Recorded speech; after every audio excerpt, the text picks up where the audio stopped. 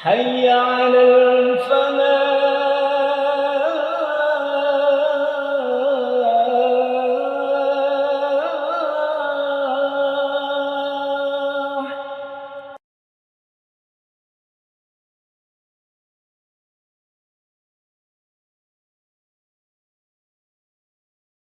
Assalamualaikum warahmatullahi wabarakatuh. Alhamdulillah alladzi arsala rasulahu bil huda wa dinil haq liyudhhirahu 'ala dini kulli wa kafa billahi syahid. Asyhadu an la ilaha illallah wahdahu la syarikalah wa asyhadu anna Muhammadan abduhu wa rasuluh. Allahumma salli wa sallim wa barik ala nabiyyina wa habibina wa qudwatina wa qurrati a'yunina Muhammadin wa ala alihi wa ashabihi wa man tabi'ahum bi ihsanin ila yaumiddin wa ba'd. Ma'asyiral muslimin rahimani wa rahimakumullah. Alhamdulillah, dalam kesempatan yang mulia ini di detik-detik akhir Sa'ban, ya, karena sekitar lebih dari 1 pekan kita akan masuk di bulan Ramadan, ya. Maka kalau bicara bulan Sa'ban, mengingat sabda Nabi yang mulia Rasulullah Muhammad sallallahu alaihi wasallam ketika beliau bersabda terkait bulan Sya'ban, dzalika syahrun yaghfulun nasu anhu. Ini bulan yang manusia kebanyakan lalai. Karena kejepit. Kejepit di antara 2 bulan mulia. Rajab mulia, Ramadan mulia. Nah, tengah-tengah Sa'ban ini dianggap remeh. Karena kan kalau yang minha arba'atun hurum, 4 bulan yang mulia dari 12 bulan, itu kan Rajab, Dzulqa'dah, Dzulhijjah, Al-Muharram. Nah, yang Ramadan yang paling mulia dari semua bulan. Nah, Sa'ban ini posisi di tengah-tengah. Kejepit. Hingga banyak yang kemudian ya lalai atau kurang perhatian dan yang semisalnya. Nah, disinilah Rasulullah SAW sampai nyatakan wa huwa syahrun turfa'u fihil a'mal ila rabbil alamin. Padahal bulan ini bulan diangkatnya amal. Kita kan ingat dalam sepekan ada hari-hari pengangkatan amal. Kalau Senin sama Kamis. Makanya kan Rasulullah SAW ada puasa Senin dan Kamis. Tapi dalam setahun ada 1 bulan untuk pengangkatan amal. Bulan apa itu? Sa'ban, para jemaah. Bulan Sa'ban. Sehingga kita lihat memang disinilah Rasulullah SAW juga sama seperti Senin Kemis, ya. Beliau fa'uhibbu an yurfa'a amali wa ana shaim. Aku menyukai ketika amalku diangkat dalam kondisi berpuasa. Nah, para jemaah, sebenarnya ini hanya pengingat saja Sa'bannya. Karena kalau amal-amal itu diangkat, ya. Kalau amal-amal itu diangkat, berarti yang secara pemahaman keterbalikan, amalnya diangkat, kebaikannya diangkat, yang tersisa adalah dosa-dosa atau amal-amal buruk. Nah, inilah yang mau kita kaji, Pak. Ini yang mau kita kupas, ya, di waktu yang ya singkat saja para jemaah, nggak perlu lama-lama. Nah, karena ini ada data yang dibuka, ya, puluhan tahun nih datanya yang dibuka. Baru dibuka kemarin, itu pun belum, ya nggak semua dibuka. Tapi yang dibuka, yang bisa diakses secara publik, itu datanya sampai 3 juta, Pak. 3 juta data.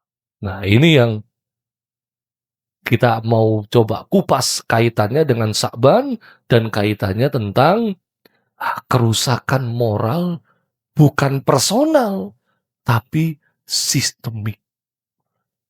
Ya. Baik. Jadi ini kita perlu pahami dulu bahwa yang kita kaji ini bukan sensasi atau politik, ya, bukan, ya. Tapi dan juga bukan teori tanpa dasar. Kita coba membaca realitas yang terjadi di dunia secara global. Nanti kita turunkan skala nasional, ya, dan kita bingkai dalam perspektif Islam. Itu kan yang paling penting, Pak. Itu yang paling penting. Maka ini bukan dosa individu, tapi karena ini kerusakannya yang terstruktur. Dan ini bukan kebetulan, tapi memang ada polanya, Pak.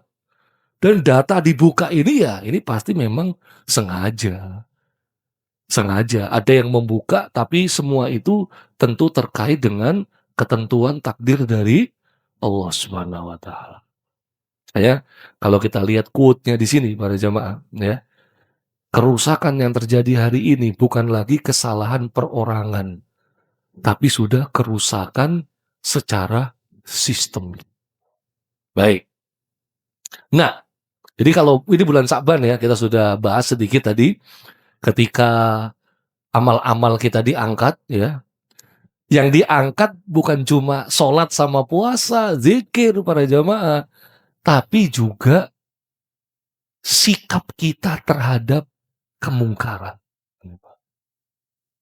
Inilah yang disebut dengan ingkarul mungkar. Dengan hadis yang terkenal, man ra'a minkum munkaron falyughayyirhu biyadihi. Siapa yang lihat kemungkaran, hendaklah dia merubah dengan tangannya. Kalau nggak mampu, fabilisani, dengan lisannya. Kalau nggak mampu, fabiqalbihi, dengan hatinya. Wadzalika at'aful iman. Tapi kalau yang hati ini adalah selemah-lemahnya iman.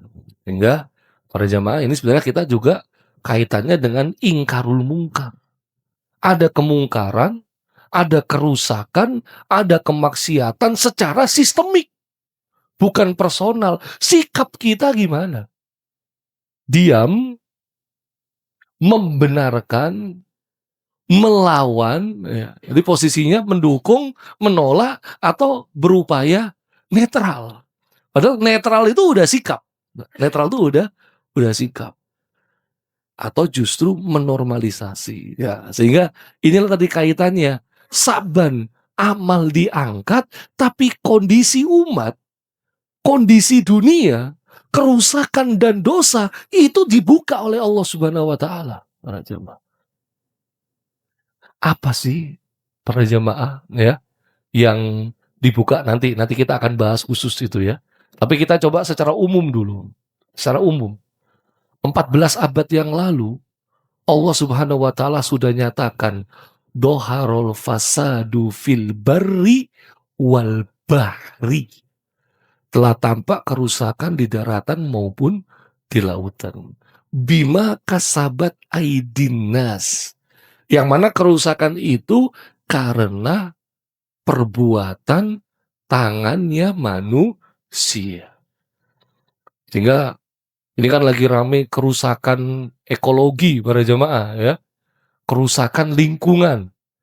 Dan itu bukan terjadi kebetulan. Bukan karena kondisi iklim yang serba tidak menentu. Akhir-akhir ini kita dapati kerusakan lingkungan itu karena manusia yang berbuat kerusakan terhadap alam. Padahal kan Allah jelas berfirman, wala tufsidu fil ardh. Jangan berbuat kerusakan di muka bumi. Ya. Nah, ini bedanya. Kalau dosa individu, dia hanya pribadi. Dampaknya pun terbatas. Tanggung jawabnya ya sendiri. Nggak mungkin orang lain suruh nanggung dosanya. Wa alaysa lil insan illa ma sa'a. Wa la taziratu wizra ukhra. Kan begitu, Pak. Seseorang akan memperoleh balasan sesuai dengan apa yang dikerjakannya. Dan seseorang tidak akan menanggung dosanya orang lain kalau individu. Tapi kalau kerusakan sistemik, ini dosa dilegalkan. Maksiat dilindungi hukum. Karena pelakunya ini dari kalangan kuat, sulit disentuh. Sulit mendapatkan hukuman. Lah, korbannya dari kalangan lemah, akhirnya dibungkam. Dia nggak bisa mencari keadilan. Ujung-ujungnya apa? Media tidak netral lagi, tapi memoles, membuat manipulasi, misalnya ya, memberikan stigma ya, yang sangat negatif. Sekarang lagi ramai para jemaah ya, terkait korban begal, ngejar yang begal, sampai yang begal itu kecelakaan meninggal dunia. Tapi tuduhan kejahatannya itu bukan yang begal karena sudah meninggal dunia, tapi yang jadi korban itu. Wah, ini lagi ramai para jemaah. Mudah-mudahan segera bisa dicarikan solusi yang terbaik, Pak ya. Luar biasa ini. Jadi akhirnya kan jadi takut-takut itu, ya. Loh, ada begal, jangan dilawan. Karena kalau dilawan malah kita yang masuk penjara. Ya, jadi disuruh kasihkan aja. Wah, alhamdulillah. Ini mudah-mudahan, Pak. Ya, ya memang mau gak mau memang hukum buatan manusia itu begitu, Pak. Mau gimana lagi? Itu kan kita terjemahkan ya, dari yang sudah kita buat. Nah, ini alhamdulillah dengan KUHP baru ada positif, ada negatif. Positifnya adalah kumpul kebo nggak boleh, ya kan? Kalau dulu kan suka sama suka, dia nggak ada masalah karena hukum belum bisa mengatur. Tapi kalau ada unsur paksaan atau hubungan badan diperjualbelikan, ya itu baru bisa diusut. Sekarang suka sama suka di luar pernikahan bisa dihukum, apalagi yang nikah tanpa izin istri pertama. Wah itu Pak, udah ada undang-undangnya juga. ya, ya, ya itu juga ya. Jadi lebih baik izin para jemaah ya. Nah, baik. Disinilah kalau kerusakan yang dilegalkan ini jelas ujungnya malah akan jadi kehancuran para jamaah. Ya. Nah inilah yang mau kita kupas. Karena dunia membahas Pak. Dunia membahas. Media membahas. YouTuber membahas. Ulama membahas. Nah, masa kajian nggak dibahas ya gitu. Nah, ya. Makanya kita coba bahas ini. Epstein File. Ya. Bukan Albert Einstein, bukan. Ya, beda para jamaah ya. Ini Jeffrey Epstein. Nah, Suara Surabaya aja membahas, Pak ya. Suara Surabaya loh membahas, Pak. Ya. Suara Muslim insya Allah pasti sudah terbahas juga ya. Kita juga perlu bahas ini. Ya, kita coba mengingat aja para jamaah ya. Jadi ini dianggap konspirasi. Tapi ternyata menjadi fakta hukum. Secara umum, Epstein File ini membuka terang-terangan tanpa ada yang ditutupi kejahatan seksual terjadi secara terorganisir dan melibatkan jaringan elit global dengan kekuatan kekuasaan dan kekuatan dana. Kejahatan ini berlangsung puluhan tahun tanpa tersentuh karena ada perlindungan, Pak, dari jaringan elit global ini. Ini dunia membahas, Pak. Ya. Bahkan Bill Gates yang orang yang menciptakan teknologi itu para jamaah ya, sampai minta maaf karena namanya ada, Pak, dalam file ini. Namanya ada. Apalagi Presiden Amerika Serikat Donald Trump. Banyak sekali para jemaah ya. Banyak sekali. Dan nama-nama lain para jemaah ya. Makanya tapi kita nggak mau bahas namanya, Pak ya. Namanya ada. Orang Indonesia pun ada, Pak. Pemimpin-pemimpin negeri Islam pun juga ada. ormas Islam di Indonesia pun disebut. Jadi ini ternyata bukan cuman kejahatan yang terorganisir, tapi dia membahas tentang konspirasi-konspirasi dunia. Jadi seakan-akan apa yang terjadi di dunia ini berupa huru-hara dan kerusuhannya itu terbuka di file Epstein ini. Jadi ada jaringan elit global yang mengatur kekuatan dunia. Ya. Memang banyak yang mengatakan ini teori konspirasi, tapi begitu Epstein file terbuka, seakan-akan loh, jadi kenyataan.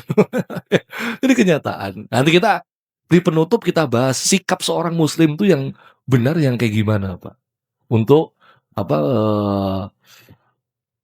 melihat perkara-perkara seperti ini. Ya, ya memang kita nggak usah terlalu ketakutan, ya, tapi juga nggak usah jangan terlalu abai juga. Kita kan harus khairul umuri awsatuha. Sebagai umat yang wasatiyah, Ahlussunnah wal Jamaah, bersikap di pertengahan itu yang jalan paling baik para jamaah. Baik, kita lihat dulu nih ya, Epstein file-nya ini. Ini saya ambil di teman-teman yang dakwanya melalui IG para jamaah ya. Jadi ini memang terungkap dan terungkapnya legal. Memang sengaja di open source. So, silakan mau dilihat para jamaah ya. Nih, nah cuman uniknya adalah ternyata yang di framing jahat oleh Barat itu nggak ada dalam daftar Epstein file. Kan Barat sebagai polisi dunia itu kan paling seneng ngetempel gitu ya, radikal, teroris, berbahaya, paling seneng ya Barat tuh ya penjahat perang, macam-macam Pak ya. Dan Barat kan standarnya ganda. Tapi nama-nama yang sering di framing negatif oleh Barat itu malah nggak ada. Ini orangnya para jamaah. Jeffrey Epstein. Ini investor asal Amerika dan terkenal karena apa? Skandal kejahatan seksual. Kejahatan seksual untuk siapa? Anak-anak di bawah umur. Bahkan bukan hanya ini para jemaah, bukan hanya anak-anak itu dilecehkan secara seksual, bahkan sampai hilang nggak ada kabar. Ya kan? Dan itu jadi rahasia umum bagi Amerika, Pak. Berapa itu jumlah anak-anak yang hilang ini, Mas? Selama puluhan tahun, para jemaah, ya. Nah dia pinter para jemaah, ya. Kenapa? Karena ternyata dia bergerak ini, Pak, ya. Di balik layarnya itu, dia punya jaringan-jaringan elit global. Politisi, bisnismen, akademisi, selebritas, itu ada kerjasama dengan dia. Klien-kliennya dia. Makanya kan semua kebakaran jenggot, Pak. Ketika namanya ada di Epstein file ini, semua kebakaran jenggot. Ya. Kan walaupun memang ya nama yang disebut tuh belum tentu ada kerjasama atau jadi kliennya Epstein. Kadang-kadang memang cuma disebut saja. Termasuk dia membahas, Pak, gerakan Islam yang paling berbahaya. Dia membahas tuh di Epstein file ini para jemaah ya. Dia membahas siapa yang harus diwaspadai. Waduh, Pak. Jadi kayak ini ramalan-ramalan ya di masa depan ya bagi Barat yang mungkin anti banget dengan Islam para jemaah. Ya. Karena beberapa kali tokoh-tokoh Indonesia juga ada yang disebut ya, tapi bukan kaitannya dengan kerjasama. Ya cuman disebut aja namanya para jemaah ya. Ya alhamdulillah kalau Carlos itu nggak disebut para jemaah ya. Kalau disebut mau bahaya. Ya, baik. Nah, jadi kehadirannya di lingkar elit menjelaskan mengapa namanya muncul berulang dalam dokumen tanpa banyak sorotan selama bertahun-tahun. Nah, di sini puluhan tahun Barat memposisikan diri sebagai penjaga HAM, demokrasi, keadilan global. 2 tahun kita ngelihat sikap Barat ketika genosida di Gaza, Pak. Jadi kita tahu kan ya, cuman omon-omon, itu katanya Pak Prabowo, Pak, ya kan. Kita mengutip katanya Pak Prabowo presiden kita, Pak, ya. Barat ya, Amerika ya itu omon-omon doang. Namun ketika dokumen Epstein dibuka, sejumlah tokoh yang kerap tampil sebagai wajah moral dunia justru tercatat dalam jejaring sosialnya sehingga mengguncang citra yang selama ini mereka bangun. Ada beberapa tokoh yang langsung dipecat, Pak. Langsung dipecat, dicabut ininya apa gelarnya, kehormatannya, macam-macam, Pak. Karena kalau namanya disebut masih aman lah. Di Epstein File ini para jamaah juga ada foto-foto masalahnya. Kalau udah foto kan bingung, ya kan? Walaupun foto terjemahannya banyak, ya. Tapi ini para jamaah. Jadi Epstein File ini memuat jutaan halaman dokumen, kesaksian korban, log penerbangan. Karena dia punya pulau khusus sendiri untuk melakukan kejahatannya ini. Makanya kalau ada toko-toko yang datang ke pulaunya, Pak, ya, nah itu dia, ya, ngapain dia? Masa cuma ngopi-ngopi aja, ya, ngapain ngopi harus di pulaunya Epstein ini? Catatan pengadilan, komunikasi internal, hingga ribuan foto dan video tak senonoh. Ini bukan sekedar kasus individu, tapi kejahatan terorganisir yang berhasil dilindungi hukum. Bahkan media pun bungkam selama bertahun-tahun, Pak. Waduh, Pak, ini Pak, gambar-gambar foto-fotonya tuh luar biasa, Pak. Ya, sejumlah nama besar terseret dengan berbagai kasusnya, mulai dari Bill Gates, ya, terkait emailnya pada tahun 2017 soal simulasi pandemi. 2017 para jemaah. Bill Gates sudah membahas tentang simulasi pandemi, ya. Ya, walaupun kalau secara netral kita katakan, ya, mereka memang mempersiapkan kalau dunia ini terjadi pandemi, kan gitu, Pak. Ya, mereka selalu bersiap diri. Bahkan kalau nggak salah, zombie-zombie itu mereka juga sudah punya persiapan, Pak. Kalau negeri ini muncul zombie, ya, para jamaah. Biasanya itu yang kurang siap itu kita, Pak. Apalagi kaitannya dengan bencana alam. Nah, ya, itu dia. Ini kita yang kurang siap. Makanya mudah-mudahan ada perbaikan setelah ini para jemaah. Elon Musk, Pak, orang terkaya di dunia. Dia punya cita-cita mau bangun bumi di Mars. Jadi bumi udah terlalu sumpek kata Elon Musk. Kita mau pindah ke tinggal di Mars. Kalau orang kaya kan gitu para jemaah, ya. Nah, dengan pertanyaannya melalui email, kapan pesta liar di pulau itu diadakan? Donald Trump, muda, ratusan kali disebut dalam file itu. Udah puluhan tahun. Nah, tapi 2019, Jeffrey Epstein ditemukan tewas di sel penjara. Dikatakan bunuh diri. Tapi kan ini kan barat, Pak. Ya, kita kan bisa percaya, bisa enggak. Bunuh diri atau dibunuh, atau yang dibunuh orang lain dianya masih bebas, Pak. Itu kita nggak tahu, Pak. Ya, tapi ya itu kita percaya aja, ya. Ini ya. Nah, di saat yang sama netizen justru menyoroti figur yang sering di-framing sebagai penjahat dunia, namun tidak relevan dalam kasus Epstein Files, ya. Artinya yang dianggap teroris oleh Amerika Serikat, ya, itu nama-nama ini nggak ada, ya, nggak ada. Nama-nama yang dianggap baik-baik itu justru ada. Oh, ini suara netizen, ya. Jadi, nah ini pertanyaannya tuh siapa ya sebenarnya yang penjahat? Para jemaah, kita kaitkan dengan Gaza. Di Gaza, ya, itu mereka malah bangga, Pak. Kenapa?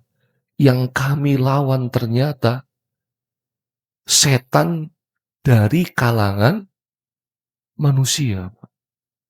Kan alladzi yuwaswisu fi sudurinas minal jinnati wanas. Setan tuh bisa jin, bisa manusia. Bahkan mungkin ada anekdot setan kayaknya mau pensiun. Karena manusia itu lebih setan daripada setan sendiri. Ya Allah, itu ya, itu dia ya, itu ya. Kalau komika Panji yang viral kemarin, ya itu sempet ceritakan tentang kasusnya Kapolda mana yang namanya Pak Teddy itu. Sempet jadi Kapolda sini pada jemaah ya. Habis itu kasus itu. Ya, itu kata ya Bang Panji itu ya sampai iblis istighfar. Ya, memang kalau komika kan guyonan. Baik. Nah, dari sini ya eh ternyata para jamaah ini kejahatan bukan individu ya, tapi jaringan elit yang saling melindungi ya. Nah, tetapi file ini penting bukan unsur skandalnya, tapi pola kezoliman sistematis. Nah, ini yang kita perlu buka, Pak. Jeffrey Epstein itu Zionis. Ya kan? Zionis dia. Lalu kita tahu tuh, ya itu wajahnya Zionis tuh gitu, Pak. Ini tolong bedakan antara Yahudi, antara Israel sebagai negara, dan Zionis. Dan Zionis. Beda, beda para jamaah. Beda. Nah, yang membantai saudara kita itu Zionis. Ya. Karena Zionis itu seperti agama baru atau sempalannya Yahudi. Makanya kan kita ngelihat, loh kok ada orang Yahudi bela Palestina? Berarti dia Yahudi ori. Dia bukan Zionis para jamaah. Coba kita lihat dulu para jamaah ya. Mumpung di sini, waktunya kurang 15 menit para jamaah. Gak kerasa ya. Para jamaah gak kerasa. Saya mah kerasa. Kan saya yang ngomong dari tadi. Ya. Jadi, kalau kayak ini kan, kayak gambar ini kan. Loh, kok ada Yahudi ortodok bela Palestina, berarti ori memang, bukan Zionis, bukan Zionis. Bahkan sekarang bukan cuma Yahudi ortodok, Nasrani ya, Nasrani global itu juga banyak bela Palestina, ya. Tapi kalau Abu Janda sama Bu Monik itu nggak tahu itu Pak, ya kan? Itu kok orang Indonesia tapi bela Israel tuh saya juga nggak tahu itu ya, posisinya di mana gitu ya. Nah, para jemaah, ini kalau kita lihat Zionis ini, Pak, ya. Zionis ini memang secara umum mereka ini gerakan Yahudi ya, untuk mendirikan negara Yahudi ya. Ini pendirinya Theodor Herzl yang pernah diusir sama Sultan Abdul Hamid, para jemaah. Itu perlu ditonton juga filmnya, Mbak. Ya. Jadi karena film Sultan Abdul Hamid ada, dan itu yang buat Turki para jemaah. Ya. Di Theodor Herzl tuh pengen orang Yahudi punya tanah di Palestina, tapi dilarang sama Sultan Abdul Hamid, nggak boleh. Padahal Theodor Herzl itu backingannya Rothschild, Pak. Rothschild ini yang Yahudi yang menguasai ekonomi dunia, para jemaah. Ya. Nah, jadi dia sampai bilang mengatakan nanti hutang-hutang Utsmani saya lunasi, gitu. Tapi Sultan Abdul Hamid tetap menolak karena itu tanah suci umat Islam. Wah, ya dulu Pak, ya dulu ya. Kalau sekarang kan kita ini kan nggak banyak berkutik para jamaah ya. Jadi ikut perdamaian, ayo ikut ya kan. Bayar iuran loh, berapa? Sekian, nggak apa-apa bayar, Pak, ya kan? Ya, karena nggak punya power kita para jamaah ya, nggak punya power. Nah, jadi gerakan ini para jamaah itu mereka membunuh, mengusir, mendolimi. Saya lihat kan Pak, orang Zionis, kalau Yahudi itu kan kitabnya Taurat ya. Tapi kalau Zionis para jamaah, itu kitabnya Talmud. Talmud Pak, Talmud. Ya. Oh nggak ada di sini, tak, saya buka ini Pak. Kalau Yahudi itu kitabnya Talmud. Zionis itu kitabnya Talmud para jamaah. Eh, mana ini? Ujian keiman.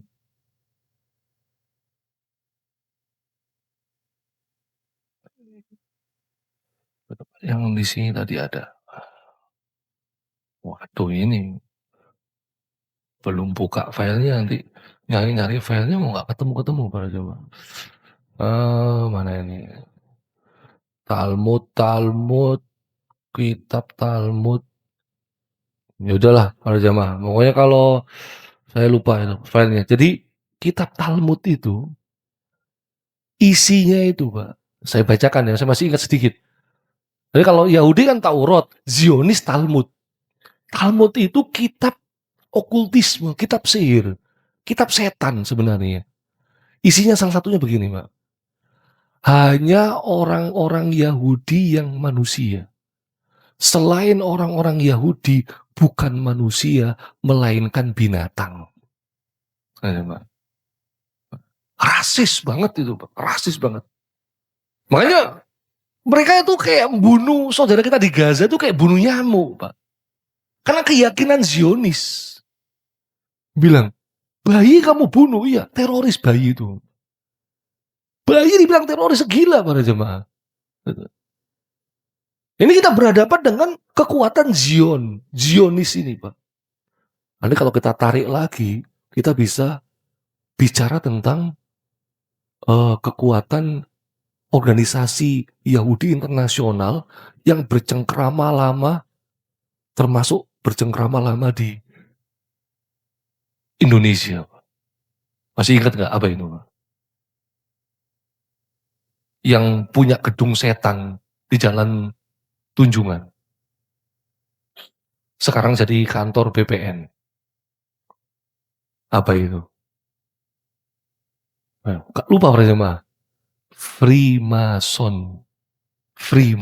Itu juga itu ternyata nyambung, Pak. Terkait semua gerakan-gerakan ini. Ya. Nah, banyak ulama yang membahasnya. Nah, ini Pak, bahkan sampai ya Syekh Ahmad Yusuf Sayyid, nih anggota penting jaringan ulama sedunia, ya, itu mereka banyak bersyukur ngelihat Epstein File ini. Mereka banyak bersyukur, segala puji bagi Allah atas nikmat Islam yang telah melindungi manusia dari nafsu hewan. Benar apa enggak Pak Jangan? Ya, ini kan kalau apa yang nggak bisa menahan hawa nafsunya itu kan otomatis kategorinya dia hewan, Pak Jangan. Hewan. Dan dalam Al-Quran itu nafsu paling tidak ada 3. Ada 3 nafsu ya Pak. Ya, tingkatan jiwa. An-nafs. Ya ayyatuhan nafsul mutmainnah. Ini yang pertama. Mutmainnah. Ini jiwa nafsu yang paling tinggi. Tapi kalau yang di tengah-tengah itu surah Al-Qiyamah. Wala uqsimu bin nafsil lawwamah. Jiwa yang menyesali dirinya sendiri. Maksudnya apa? Habis berbuat dosa, nyesel. Habis melakukan kesalahan, dia merasa nggak nyaman. Habis maksiat, taubat. Itu kalau ada manusia seperti itu, ini masuk kategori lawama. Masih mending, Mbak. Tapi kan kita sekarang hidup di sebuah zaman, orang berbuat dosa, bukannya nyesel, bukannya malu, malah bangga. Bukannya ditutupi, malah dipamerkan, malah diviralkan. Kita sudah masuk kategori sang bawah ini, Pak. Jiwa hewani. Ya. Ini surat Yusuf. Wa ma ubari'u nafsi inna nafsala ammaratun bisu. Nafsu yang senantiasa menyuruh kepada kejahatan. Ini jiwa hewani para jemaah. Jiwa hewani. Makanya kan kalau kita ngelihat surat Al-A'raf 179, di situ Allah paling bawah ayat itu mengatakan ulaika kal an'am balhum adol. Mereka manusia yang dalam kondisi seperti itu seperti binatang ternak, bahkan lebih sesat daripada binatang ternak. Saya buka tafsirnya, ternyata menganalogikan dengan hewan. Kucing itu kalau tahu di depannya bahaya, diterobos apa dihindari? dihindari. Manusia udah tahu bahaya tetap terobos. Itu ulaika kal an'am balhum adol. Al-A'raf 179. Makanya para jamaah, pokoknya yang paling penting bicara nafsu itu jangan jebol pertahanan di 3 syahwat ini. Yang pernah syahwat, yang pertama syahwat harta benda. Orang kalau sudah kena harta benda, wah dia melakukan apapun untuk memenuhi syahwatnya. Nah ini yang unik. Koruptor-koruptor di sebuah negeri, itu orang miskin pak orang kaya para jemaah. Udah kaya tapi masih korupsi kan gitu ya. Berarti ini waduh, syahwatnya udah gak karu-karuan para jemaah. Gak karu-karuan. Nah, yang kedua, syahwat seksual. LGBT yang digerebek di hotel Jalan Ngagel itu para jemaah. 2 kamar 30 laki-laki sama jenis ya. Ini karena syahwat seksualnya. Termasuk Epstein file ini syahwat kecenderungan kesukaan kepada anak kecil. Bahkan beberapa waktu yang lalu kan ada oknum para jamaah ya, oknum aparat kita yang dia bermain dengan anak di bawah umur, dia dokumentasikan, kemudian dia jual di situs-situs porno. Ini syahwat ini, ngeri para jemaah. Perzinahan dan lain sebagainya. Baru yang terakhir ya, kurang 6 menit ya data saya Pak ya. Ini adzan baru selesai para jemaah ya? Atau sebelum adzan sudah selesai? Oh 5 menit sebelum adzan? Wah ya ini Pak. Ya terakhir Pak langsung Pak ya. Ya. Nah maka para jemaah langsung aja kita kesimpulan ya. Kesimpulannya ini para jemaah. Karena ini nggak boleh lupa Pak. Ya ini sebagai penutup para jemaah ya. Mekanisme kehancuran sebuah negeri. Kalau kita buka Al-Isra ayat 16, Pak. Tak bukakan aja di sini karena sudah saya siapkan. Al-Isra ayat 16. Ini jadi petunjuk sebenarnya. Allah Subhanahu wa taala nyatakan ya, wa ida aradna an nuhlikal qaryah, dan jikalau kami hendak membinasakan suatu negeri, amarna mutsrofiha fafasaku fiha, kami perintahkan orang-orang elit yang hidup mewah di negeri itu supaya mereka melakukan kedurhakaan. Nggak usah pakai tafsir Ibnu Katsir, Jalalain dan lain sebagainya Pak ya. Kita buka tafsirnya Profesor Dr. Quraisy Shihab, ulama tafsir Indonesia. Apa kata beliau? Jika kami telah menetapkan di Lauhul Mahfud untuk memusnahkan penduduk sebuah kampung sesuai dengan kebijaksanaan kami, maka kami jadikan orang-orang yang hidup mewah sebagai penguasa di situ. Mereka lalu membuat kerusakan, keluar dari kebenaran, dan diikuti secara membabi buta oleh orang lain sebelum jelas segalanya. Dengan begitu, semuanya berhak menerima hukuman, lalu kami pun membinasakannya dengan kejam. Wattaku fitnatal la tusibanna alladziina dzalamu minkum khossah. Dari sini semua para jamaah ya, kita langsung sampai di ending ya. Kalau elitnya berbuat fasik terang-terangan, sistem melindungi, azab turun para jamaah ya. Jadi terus gimana? Kalau akhir zaman ini dosa dibungkus dengan kekuatan, Rasulullah SAW menyatakan, badiru bil a'mal, bersegeralah kalian melakukan amalan-amalan kebaikan. Sebelum memang fitnah udah di mana-mana. Yusbihur rajul mu'minan wa yumsi kafiron. Ada orang pagi beriman, sore kafir. Sebaliknya, yabi'u dinahu bi aradim minad dunya. Banyak orang yang menjual agamanya hanya untuk mendapatkan remeh-temeh duniawi. Sehingga para jemaah Indonesia kita mayoritas tapi rentan, Pak, ya. Kita rentan, maka dari sini ya eee, sikap muslim ini yang jadi penutup para jemaah ya. Nggak usah anarkis, nggak usah emosional, jangan juga ikutan rusak. Perkuat iman, perkuat ibadah, jaga diri kita, keluarga kita, masyarakat kita, tetap bersuara kebenaran, jangan menormalisasi ya sesuatu yang dianggap wajar ataupun kemudian dosa yang dilegalkan. Mudah-mudahan Allah Subhanahu wa taala melindungi diri kita dan keluarga kita dan negara kita. Insya Allah semuanya tetap iman Islam, wafat dalam keadaan husnul khotimah. Amin Allahumma amin. Hadanallahu wa iyyakum ajmain. Wassallallahu ala nabiyina Muhammadin wa ala alihi washabihi wasallam. Wa akhiru da'wana anil hamdulillahi rabbil alamin. Walafu minkum. Wassalamualaikum warahmatullahi wabarakatuh.